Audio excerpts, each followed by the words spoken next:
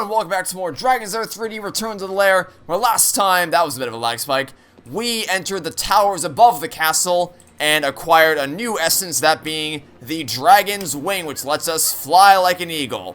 And in this episode, we are going to be heading back into the castle depths where we started the last episode. And hey there, buddy. Goodbye to you. And we can now use, I probably should have introduced this at the beginning of the last episode, but there's 3 ways you can go here. But 2 of those ways are blocked off, or they were blocked off by things that we don't have yet. Obviously, we need the wings to cross this gap, and this section right here requires another ability we don't have yet, but we will be getting it in this section, which you can use to go here. So we'll be coming back to this area one more time after we clear this area and acquire, getting ourselves another. I don't want to say what it is because it's. What we're going to be acquiring from this section of the game may not be what you think it is. It's not going to quite be the same type of thing that we got from the last section of the game. So, I keep calling it a section of the game because I don't want to call it like a world, like a Mario game. Like, this game doesn't really have worlds in the same way that, can I grab the ladder, please? Can I? Thank you. In the same way that a new Super Mario Brothers game or Super Mario Galaxy game would. But it does have clearly defined sections that are blocked off or signposted, I guess, by a boss battle. So, and the acquiring of a new essence. So, obviously, first episode we fought the Robot Knight, and then we got our hands on the Dragon's Ring. The last episode we got our hands on the Dragon's Wing after fighting the Bat King, and then a similar thing will happen in this episode. But they're not really worlds, so I just call them sections. I don't really have a better term for them. But, so this is actually probably the most recent secret I've discovered in this game. If you jump on top of this rubble, and then jump onto this, jump onto this ledge up here, you can actually head down into a secret section and grab yourself a mana container. And like I said in the last episode, that mana container, the more mana containers you find, the happier you'll be, because you are going to need every last bit of mana that you can once you start getting a lot of essences. This room, spam the sword. That's 1, 2. I said 2. I said 2. Oh my lord, he got launched outside the room. Didn't know that could actually happen. Where did he go? Don't know where he went. Oh, there he went. 3, 4. 4 spiders in this room. That freaked the hell out of me when I was a kid, but as an adult, it's like, well, not that big of a deal. Now, if I play this game in VR, and the spider actually, you actually physically saw a spider the size of your head grab onto your head, it might freak me out a little bit. But as an adult, this doesn't really impact me anymore. These guys, I kind of find the design just cool. Not really creepy anymore. I find the atmosphere of this place creepy, especially when you combine it with the almost spine-chilling musical score. But like, I really, really love the orchestration and the choir, especially of this section of the game, or this level rather. But the designs of these guys, they're cool, and I guess creepy is still an appropriate term for them, but not necessarily scary. Although I don't know this game is really trying to be scary per se, so it's fine. Oh, that's interesting. I've never seen the spider get stuck in between the rivets of the door before. That's cool. Got ourselves treasure and a key, and that's all we need for this level. So yeah, we're definitely gonna go for a bit more of a spooky aesthetic for this part of the game. I don't want to call it quite horror, because to call it horror would be to imply that it's actually trying to create a sense of dread in the player, which I don't think it is. But I mean, you listen to the music, man, and it's got a kind of a haunting atmosphere, but kind of in a cool way. I think there's 2 different types of. I mean, there's multiple types of horror atmosphere, obviously, but there are two types that 2 of the main types you can have is sort of haunting atmospheres that are cool, that to be in haunting atmospheres that are obviously dreadful and terrifying to be in. These levels are what I would qualify as just haunting in a cool way, where you can really appreciate the atmosphere of it all, and it feels, oddly enough, feels nice to be here. But obviously some games are absolutely mortally terrifying to be in with their ambiance. So just depends on what the developers are trying to achieve, and they definitely are not quite attempting to. Oh my lord, let's not fall, please. Thank you. I don't think they're really attempting to scare the daylights out of the players with these levels, but they definitely want to instill a sense of haunting, for lack of a better term. I really don't have a better term to use other than haunting, but that's the best I got. Okay. Hey, buddy. Come closer so I can attack you and steal your arrows. Now, what you're supposed to do, I'm pretty sure, is use the crossbow from a distance to take out that spider. But I just want to prove that you can do this without it. So let's make the jump right here. And then jump across to the other side of the spider. Imagine if you saw a spider this big in real life. I'd probably collapse instantly if I did, honestly. I say that, by the way. I'm not an arachnophobe. I have no fear of spiders. But a spider that big, yeah, it's probably going to freak me out a little bit, I'll be honest. Yeah, you're definitely supposed to use the crossbow from a distance to kill this guy, but figured it was worth demonstrating that you can do it with just the good old sword. Also, crossbow controls. On console, there is no aim assist for the crossbow, which makes aiming it a massive pain in the ass. At least on these types of targets. On enemies, you can use the lock-on feature to, well, lock onto them. Like this, for instance. Once the ghost spawn, and I'll show you. You can use the lock-on feature to just do that. So, for most battles, it's not that big of a deal, but when you try to line up, because there's no aim assist for any of the targets, so trying to line those up can be a bit of a hassle. But on PC, it's not a problem. I honestly don't ever really need to use the auto-target feature. I don't think I ever have to use the auto-target feature on PC. Because this being able to aim with a mouse is just so precise that I don't really need to. So, that works. And that's all 47 treasures. Into the next room we go. So that was another room of pretty straightforward treasures. They were just on top of doors or in obvious crates. But this one's a bit tougher, because there's a goblet and a bag of gold right there, which seems easy enough to get, but the problem is that once I hit this lever, oil or some kind of sickly substance is going to start pouring out of the sewer grates and corrupting the area. So I not only have to run to roll into those, but I also have to jump on top of this platform, fly up to that ledge, drop down from the ledge, and then roll down there in a very short amount of time. So yeah, you gotta act faster if you want to get the treasures. So let's go for it. Let's jump up here, wings out, fly here, grab the grab the crown, back up, drop down, roll through. I said roll, I said roll, I said roll, I said roll. Okay, that was almost really bad. No, jump, jump, jump, jump, jump, jump, jump, jump, jump, jump, jump. That was almost death, is what that was. I came dangerously close to dying there. I can ordinarily execute that roll a bit more seamlessly than that, but that did not happen this time. Also, the arrows are a trap. Don't fall for it. Actually, I guess I'll just show you. I'll just save real quick. I don't think I need to save because I'm pretty sure checkpoints are here, but either way. If you walk in here, you just die.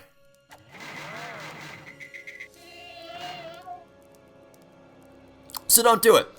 The arrows aren't worth it. And in case you're curious as to what's in the other coffin, toxic gas that kills you immediately. The only way forward is to open the coffin in the middle. So, keep that in mind. The left and right coffins are just death. Oh, hey, buddy. Wasn't expecting you there. He says as if he hasn't played this game before. Which, obviously, he has. Yeah, definitely don't want to use my crossbow. I used my crossbow on the guys on the raft just because they spawned further away. So I didn't really... It was more practical to do that than to use the sword, but... For some of these guys, it's better to use the sword because they spawn real close to you. Plus, I definitely want to... We don't really have that... Excuse me, sorry. 23 arrows seems like a lot, but... These are called steel arrows. And they're not the most... We're going to get far more powerful arrows than that in the next episode. So, they're good from long range, but they aren't going to kill...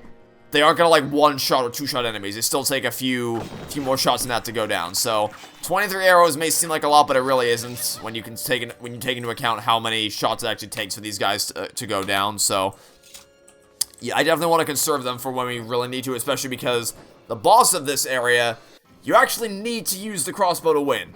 So definitely want to hold on to it. Okay, I'll use it here just because there's an arrow refill station right up ahead. But now that they're close, I will do this to finish you guys off. See, that's pretty effective. You can use the crossbows to weaken them, and then the sword to finish them off, or vice versa.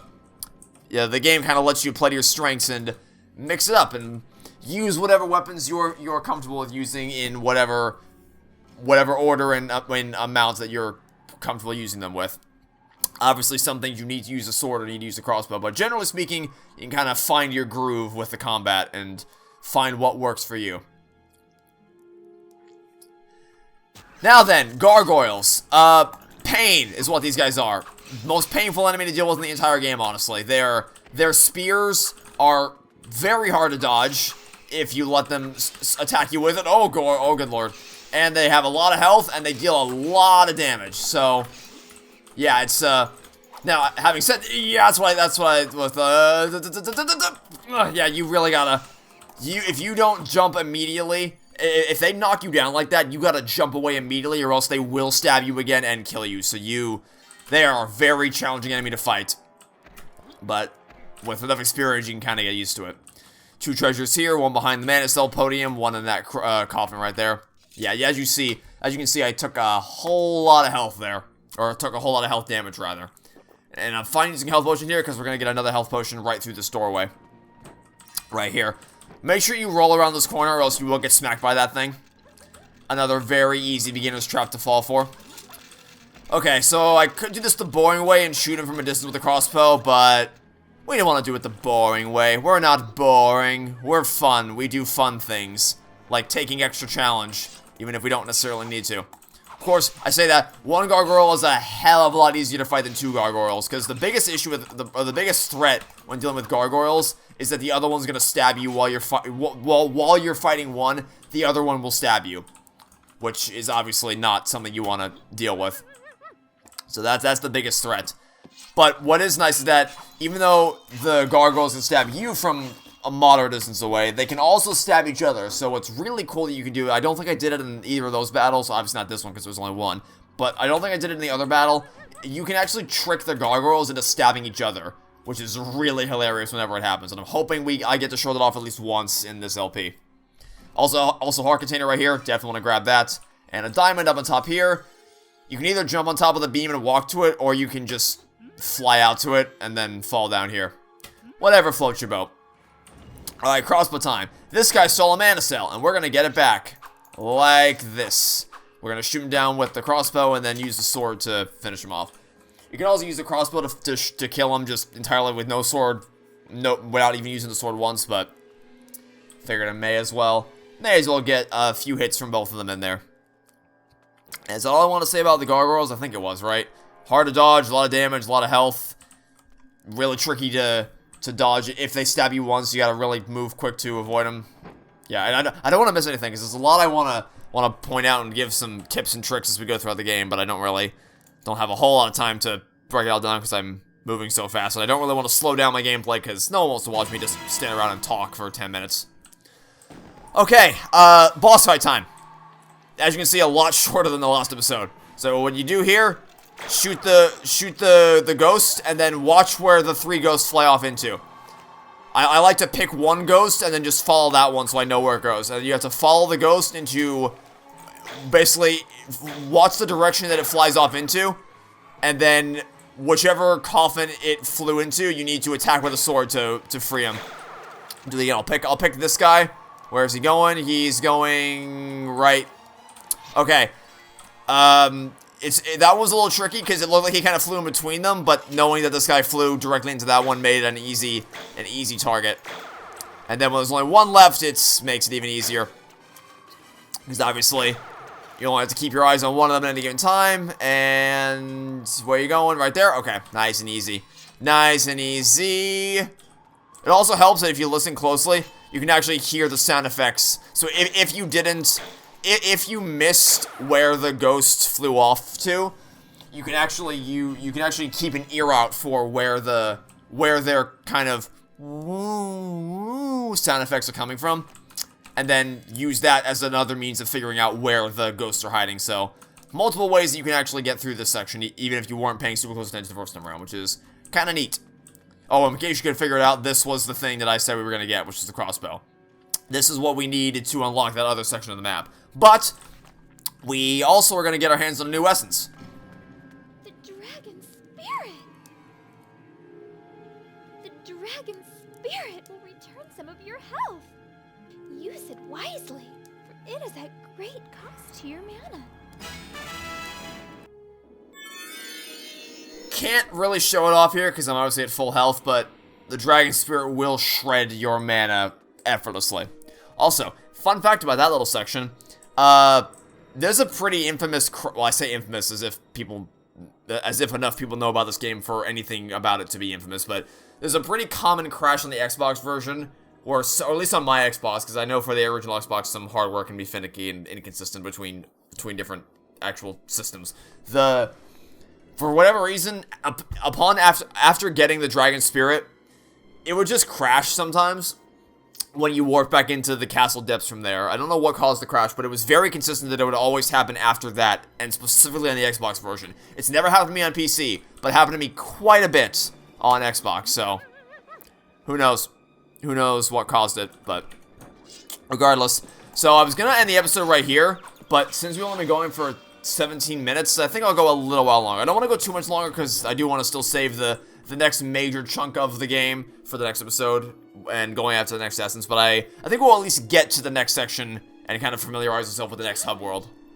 But how do you reach that switch from here? Or hub level, rather, because as you may have noticed by now, this is sort of the hub level for this part of the game. The three sections, the towers where we got the dragon's wing, the cryptic creeps where we fought all the ghosts and we got the dragon's spirit and the crossbow where we just came from. And then this section right here, which actually takes us into the next hub level of the game, which is the impossible room. This is a world of confusion. Down is up, and up is down. Trace your steps carefully. This will be, like I said, our next hub level, where There seems to be a path down there, but you don't have any protection from that fire.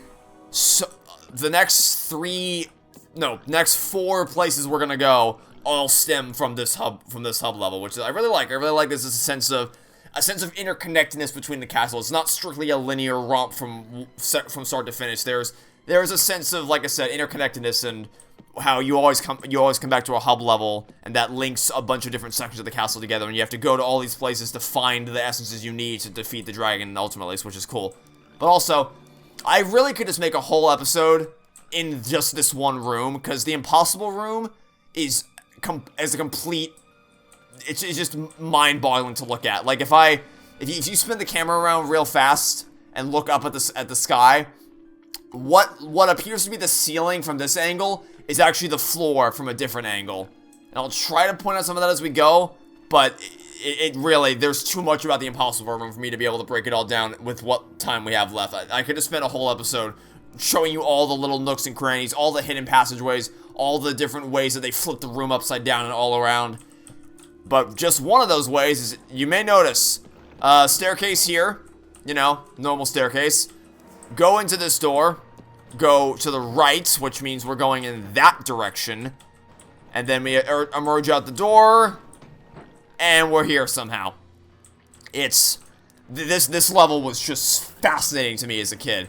Absolutely fascinating how this level was orchestrated and all the different doors, because that believe it or not, that door right there is actually where we need to go. That door is what's going to lead us to the next chain of levels, the next section of the game, whatever you want to call it.